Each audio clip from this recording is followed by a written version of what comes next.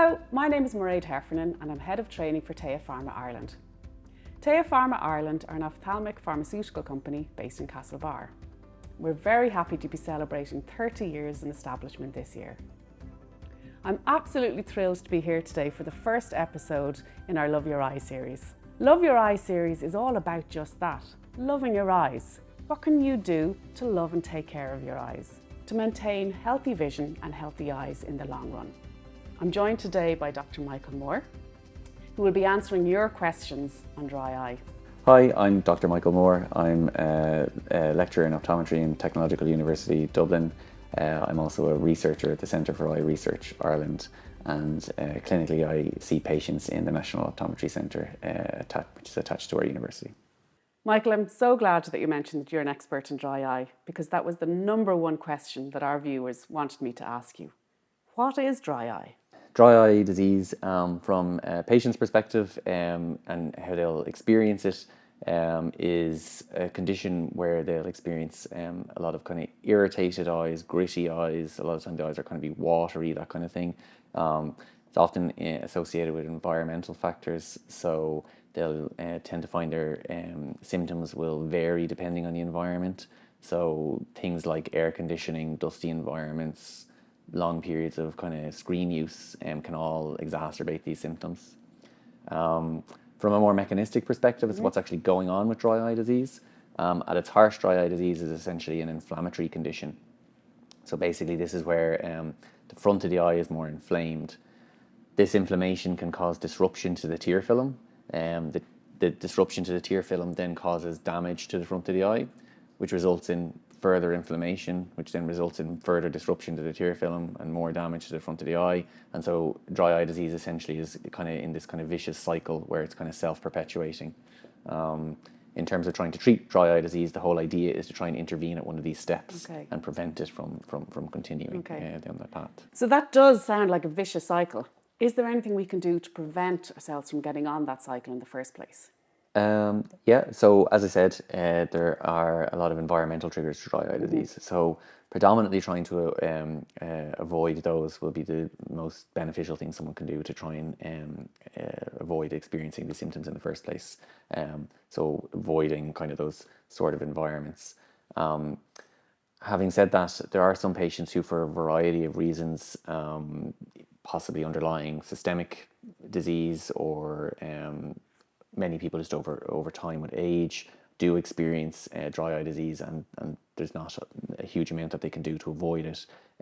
So at that point, really, it is more important to try and manage the condition, and there's a variety of treatments that can be used to manage dry eye disease. So what would you recommend for somebody who feels they've got dry eye? Maybe they walk into their pharmacy and look for something to treat their dry eyes. So generally with most dry eye treatments, the initial step is going to be the use of artificial tears in the vast majority of cases.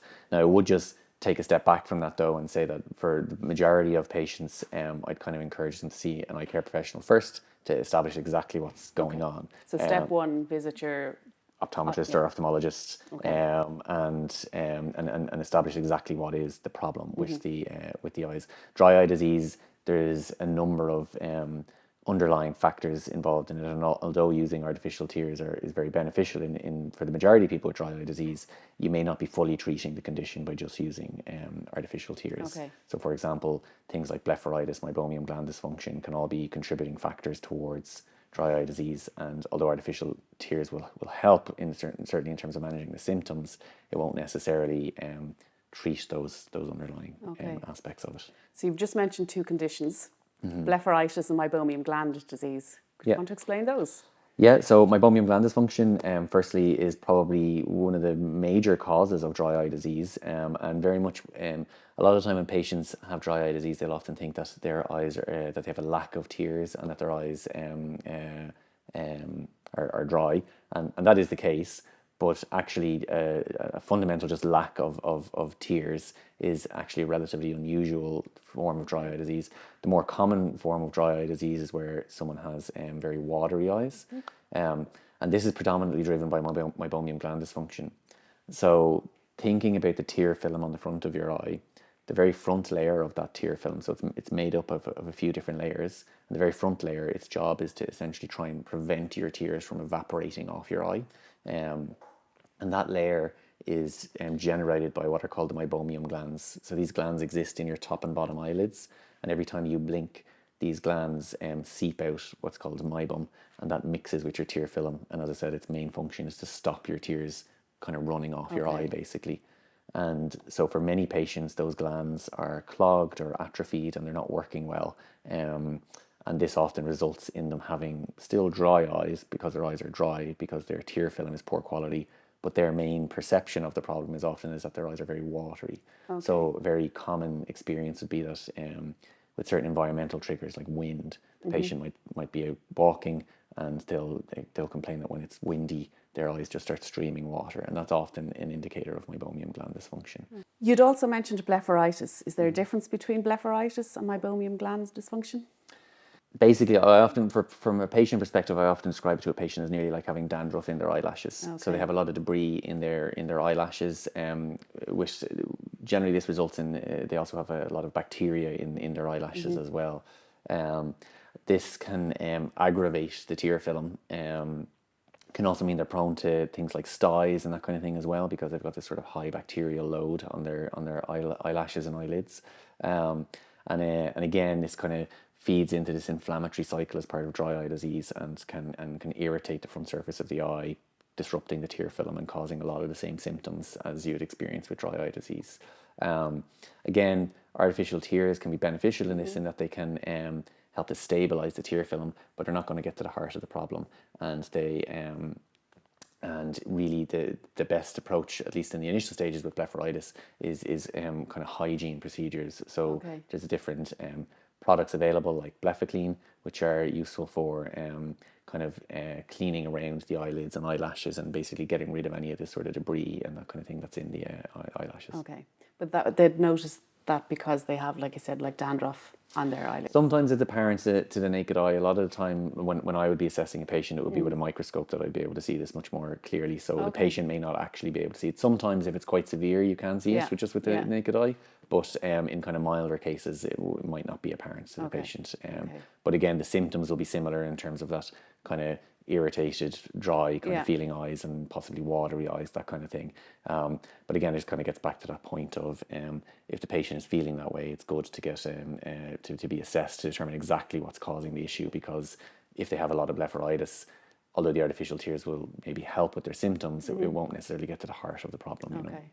And is that management, is that different from Meibomian gland dysfunction? Is there something extra they should do with Meibomian gland dysfunction? So Meibomian gland dysfunction, the main way to manage it, or at least the initial step to managing it, is usually using some form of hot compress.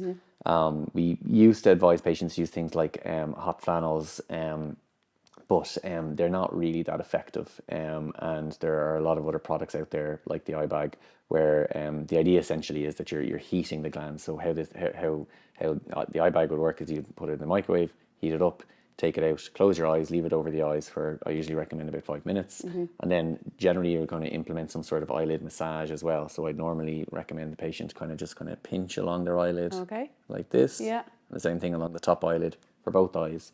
And the idea basically is that by heating up those glands and pinching along the eyelid, you're sort of massaging the glands and kind of squeezing out any of these kind of blockages and that kind of stuff that are in the gland, and hopefully getting them working better again. Okay. So I have another question here from one of our viewers, and they say that they're suffering from watery eyes. Is this because of allergies? It's possible. It could be because of allergies. So allergic conjunctivitis certainly can lead to watery eyes. I would have to say that watery eyes, if a patient presents with watery eyes, probably one of the most common causes of this would be dry eye disease, primarily caused by Meibomian gland dysfunction. So although it's not impossible they're suffering with an allergy, I'd say it's probably more likely that they actually have dry eye disease. I have another question here from a patient, and they have asked, can dry eye cause blindness? It's not impossible. So if someone has very severe dry eye, then this can cause significant damage to the cornea. If the cornea became very scarred, then yes, that could lead to vision loss. It's quite unusual. The vast majority of patients do not experience dry eye disease of that severity. So it's not impossible that it could happen, but it'd be pretty unusual. Not very likely. Yeah. Could you explain to our viewers what the cornea is? Yeah, so the cornea basically is the front part of the eye. So basically the coloured part of your eye, right in front of that, there's sort of a clear dome, which is the cornea. It's the part of the eye that if you were to touch it would be sore and painful. It's actually one of the most sensitive parts of your body, which it becomes damaged as part of dry eye disease. So it can explain why a lot of patients can really suffer with dry eye disease, because this extremely sensitive part of your body is basically being damaged, because essentially it's not being adequately lubricated, and all this inflammation is going on as well, like I was saying. So what exactly should our viewers look out for if they were buying a dry eye drop? So the first thing that I would recommend is to look for a preservative-free eye drop. So in the last kind of 5 to 10 years, there's increasing recognition that preservatives can really irritate the ocular surface. The ocular surface is already irritated in dry eye disease, so we really don't want to be bringing preservatives onto the front surface of the eye to just exacerbate that irritation, especially when we're trying to treat it. After that, then there's a variety of different active ingredients in different drops. There's evidence to indicate that hyaluronic acid is probably one of the more beneficial active ingredients. It's a kind of a newer chemical rather than some of the older ingredients that are still available in some eye drops. And alongside that, drops with multiple active ingredients have been shown to potentially be more beneficial than drops with just single active ingredients. So, for example, Théa's Duo has 2 active ingredients, hence the name, and it is also preservative-free. Okay, super. Thank you, Michael. I've also got quite a lot of questions here around aging. So you'd mentioned earlier about environmental factors, but then there's some factors that we just can't control at all. So a lot of them about aging, and particularly from women as well. Would you have any advice for them, or can you explain what's happening there? So exactly what's happening is not totally clear, to be honest, but certainly age for both men and women is strongly associated with increasing prevalence of dry eye disease. So although it is not impossible to have dry eye disease in even children or that kind of thing, it is very much more associated with older patients, that you would see more prevalence of dry eye disease. In women, there is some evidence that changes like menopause and that can exacerbate some of the conditions. The evidence is mixed on this, so it's not totally clear cut that that's definitely the case, because there are kind of confounders with this in the sense that, well, as I just said, age is a significant factor. So how do you extract, is it just an aging change versus, hormonal changes or that kind of thing? So there is some evidence to indicate it, but the story's not completely clear as to what's happening there. Kind of. Okay, perfect. We talk about age as well. I have a lot of questions coming in around children. A lot of people are concerned about the amount of times they're spending on screens, maybe not playing outdoors as much. Are there any implications for children? Yeah, so I mean, if we're talking about dry eye disease, then increased screen use is an environmental trigger for dry eye disease. So that's certainly something to think about. Now, as I mentioned earlier, I'm a myopia researcher, so when you're talking about increased use in children of screens and that kind of thing, that would be more my concern. So there's an massive increase in the prevalence of myopia in the last 50 years or so, all around the world. When you say myopia, short-sightedness? Short-sightedness, yeah, sorry, yeah, thank you. So being short-sighted.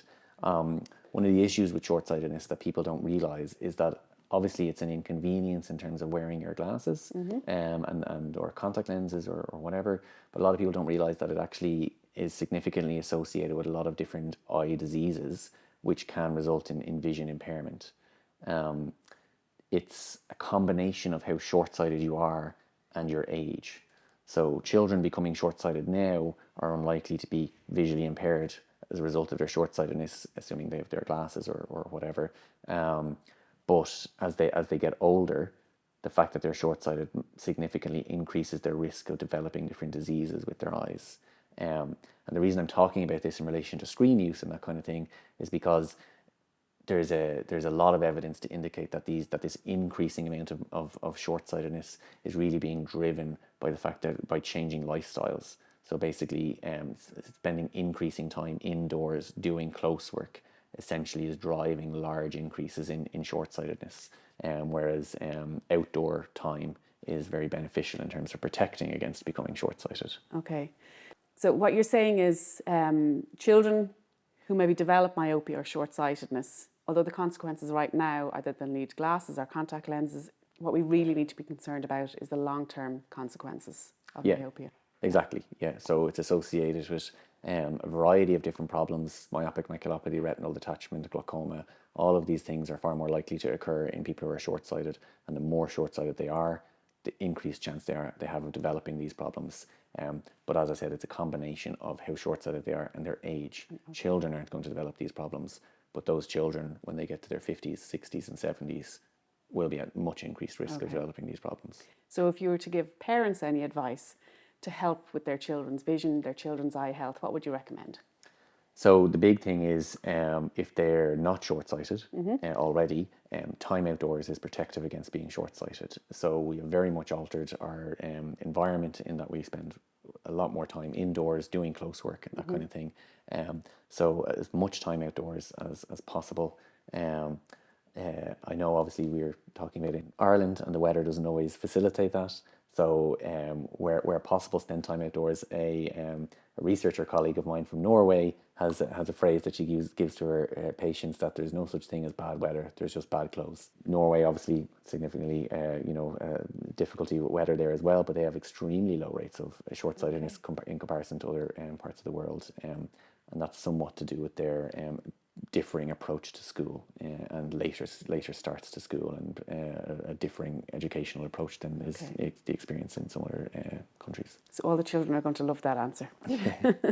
Do you think then, is dry eye hereditary? So if someone's parents had dry eye, are they going to get dry eye? That's a slightly complicated question, but in general the answer is no. So dry eye disease is not a disease that is inherited. There doesn't seem to be a huge genetic component to dry eye disease. It's a little bit more nuanced than that though, because the prevalence of dry eye disease is so high in later life. Many people over a certain age will develop dry eye disease, but that doesn't necessarily mean that there's been a genetic component to it. There are certain underlying systemic conditions, such as Sjogren's disease, which is very strongly associated with dry eye disease, and some of those conditions can be do have genetic components to them. So the patient might be at risk of developing this systemic disease, which has a strong association with dry eye disease, but the dry eye disease itself doesn't really have a strong genetic component to it. Okay. So thankfully the COVID pandemic is over, but unfortunately every so often it does rear its ugly head.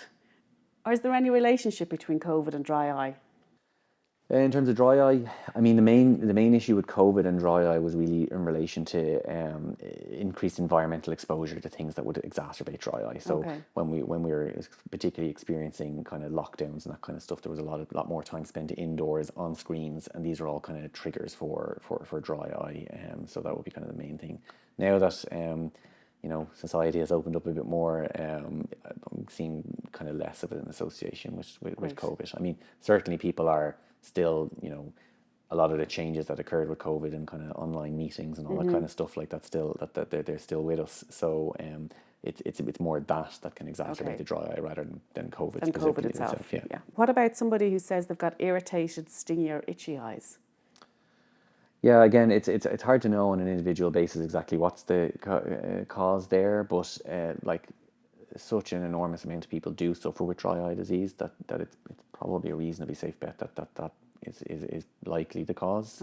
I mean, look, there are a variety of other eye diseases that could be causing those kind of symptoms, but there is a large proportion of people who suffer with dry eye disease. Like the prevalence values, it depends on how you define dry eye disease, but kind of upwards of 70% of people potentially will experience dry eye symptoms during their life. So it's quite a large number of people. So you probably expect that might be a component of those kind of symptoms. Okay, 70%. That's quite high. You answered some questions there on artificial tears and dry eye drops. Is there a difference between ointments or gels? Would you recommend them above drops? I think they work together. I don't necessarily recommend one above the other. Generally, the main difference is actually to do with what's called contact time. So when you put a drop into your eye, it doesn't actually stay in contact with your eye for a huge amount of time. Whereas a gel or an ointment, because it's essentially sort of stickier, will stay in contact with the eye for longer. So it may give more symptom relief. the downside to using drops, to using ointments and gels, is that they can affect your vision. Okay. So they can kind of give you this sort of smeary vision. Yeah. So they may not be very practical to use during the day. Yeah. So very frequently I would recommend patients to use kind of their drops during the day, and if they've kind of more severe dry eye disease, I'd probably advise them to use the ointment going to bed at night. Okay, that makes a lot of Yeah. sense then. Are there any lifestyle changes that you'd recommend people make? Well, as I said, there's a lot of different environmental triggers for dry eye disease. So screen use, air conditioning, those kind of things. So avoiding those triggers can be beneficial. It can be easy to say that, though. I mean, if you're someone who spends all day long on a computer at work and there's no way of really changing that, then it can be difficult to avoid some of those triggers. Things like diet, like as I said, like increasing water intake can be beneficial. And then beyond that, it's kind of just about managing the symptoms and whether that's needing drops or not, you know. Okay. So if they visited their optometrist, they've been giving a management plan, they're compliant with their management plan, they've looked after as many environmental factors as possible. Is there a time frame that you would expect them to recover from dry eye? It varies. So the answer is kind of yes and no. So firstly, for many patients, they probably need to realize that dry eye disease is a chronic problem. Okay. So for many patients, it's about getting their symptoms under control. And that may mean taking their drops, but that might mean taking their drops somewhat indefinitely. Okay. For some patients, they will. So for example, if they have blepharitis or Meibomian gland dysfunction, you can get significant improvement there, and that might mean that their symptoms reduce and maybe they are less reliant on treatment and that kind of thing.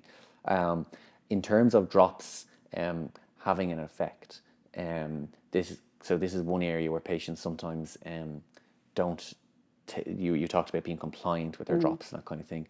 So sometimes patients can struggle with knowing how to use their drops. So for a patient to experience symptom relief with their drops, you'd expect that if there's some research to show that taking them 4 times a day for a month is when a patient should expect to see an improvement. Yeah. Using drops once and expecting an improvement, that's probably unlikely, apart from maybe a very short-term instantaneous sense of relief. In terms of a lasting effect throughout the day, really it would be after a month taking them 4 times a day where they'd expect to see an improvement like that. That's really useful to know. So Michael, are all artificial tears the same? No, so there's a variety of different artificial tears on the market. They will have different active ingredients. Kind of one active ingredient that's been studied quite a lot in the last 5 to 10 years or so is hyaluronic acid, and there is some evidence that is more beneficial than some of the older active ingredients. Preservatives are a big part of different drops, and really there's a lot of evidence now to indicate that preservatives really irritate the ocular surface. So if you're trying to reduce that irritation and reduce patient symptoms, you really want to avoid preservatives as much as possible. And there's plenty of preservative-free drops available now. Do you have any special techniques for our viewers to use if they're putting drops in? So for some patients this can be difficult, especially say older patients with arthritis or that kind of thing. Some bottle designs are more easier to use than others. But generally the way I'd advise patients to use their drops basically is to just sometimes patients think they need to put it on their actual eye, and that's not the case. So normally what I say to the patient is to just look into the mirror. You're going to pull your lower eyelid down, tilt your head a little bit back, and then try and get the drop into the kind of red into your lower eyelid. That's absolutely perfect. When it comes to ointments or gels, another approach is you can do the same thing again and kind of you get the nozzle and kind of squeeze it along the eyelid, the lower eyelid. Inside the lower eyelid. Another option is if you wash your hands, you can just put a ribbon of it onto your finger and then just use your finger to rub that into your lower eyelid itself. It is important when you're using the drops, be it the drops or the ointment, to try and avoid touching the dropper off your actual eyelid itself, because that could become contaminated and potentially cause an infection. So if I was just to sum it all up then, if anybody is having any problems with dry eye, you'd recommend first port of call will always be to see your optometrist. And secondly then, if you are going to buy some artificial tears, to look for preservative free, look for maybe more than one active ingredient. If you've been diagnosed with something like blepharitis or MGD, Meibomian gland dysfunction, then you should look at things like hot compresses, massaging, eyelid cleansing products. Yeah. And then things we can do for ourselves around the environment, if possible, not always possible. Yeah. Keep away from screens, make sure we get our children outdoors as much as possible.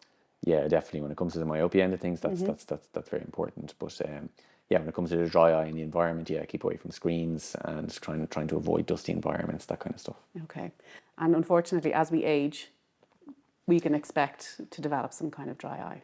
Yeah, for many people, they will experience dry eye disease over time with age. So, as I said, not impossible to have it at younger ages, but it is much more prevalent over time. Okay. Is there anything there that we're missing? Is there anything else? Any more advice you'd like to offer our viewers? The main thing I would definitely encourage, I kind of touched on already, is compliance is one of the big issues. Okay. So in terms of actually using the drops appropriately. Now this can occur for a variety of reasons.